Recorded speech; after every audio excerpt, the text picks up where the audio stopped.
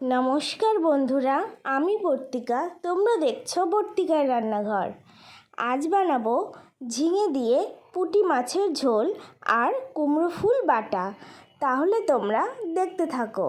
উপকরণে রয়েছে ঝিঙে টুকরো করে কাটা, হলুদ, লবণ, সাদা তেল, পুঁটি মাছ, জিরে বাটা, 7-8টা কাঁচা লঙ্কা আর কালো জিরে।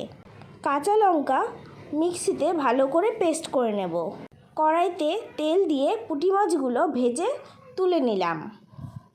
ওই তেলেই ঝিঙেগুলো হালকা করে ভেজে নিয়ে তুলে নেব। কালো জিরে ফোড়নে দিয়ে আগে থেকে বেটে রাখা কাঁচা লঙ্কার পেস্টটা দিয়ে কাঁচা গন্ধ চলে গেলে আগে থেকে ভেজে রাখা ঝিঙেগুলো দিয়ে দেব। এরপর তোমরা 1/2 চামচ হলুদ ও 1/2 চামচ লবণ দিয়ে দেবে। আমি ভুলে গিয়েছিলাম, তাই আগে গরম জল দিয়ে দিয়েছিলাম। পরিমাণ মতো গরম জল দিয়ে দেব। আমি এখন লবণ ও হলুদ দিলাম, তোমরা আগেই দেবে।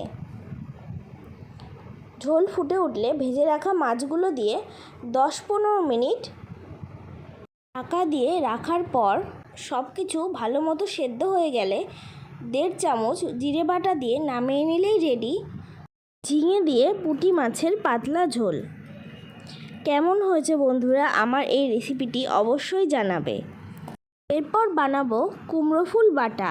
তার জন্য আমি এখানে 10-15টা কুমড়ো ফুল, কালো জিরে, সর্ষের তেল, হলুদ, লবণ, 5-6টা কাঁচা লঙ্কা, একটা বড় সাইজের পেঁয়াজ কুচি করে নিয়েছি।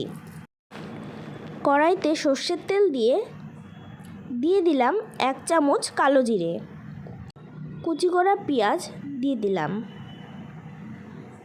5-6টা কাঁচা লঙ্কা দিয়ে ভালো করে ভেজে নেব। 1/2 চামচ লবণ ও অল্প হলুদ দিয়ে ভাজা হয়ে গেলে কুচি করা কুমড়ো ফুলগুলো দিয়ে দিলাম। 5 মিনিটের জন্য ঢাকা দিয়ে ঠিক এই পর্যায়ে নামিয়ে নিয়ে বেটে নিলেই রেডি কুমড়ো ফুল বাটা। আমি এখানে শিলনোড়ায় বেটেছি, তোমরা চাইলে মিক্সিতেও বেটে নিতে পারো। কেমন লাগলো বন্ধুরা আমার দুটো রেসিপি অবশ্যই জানাবে। আর ভালো লাগলে আমার চ্যানেলটিকে লাইক, কমেন্ট, শেয়ার এবং সাবস্ক্রাইব করে দিও। আজকের মতো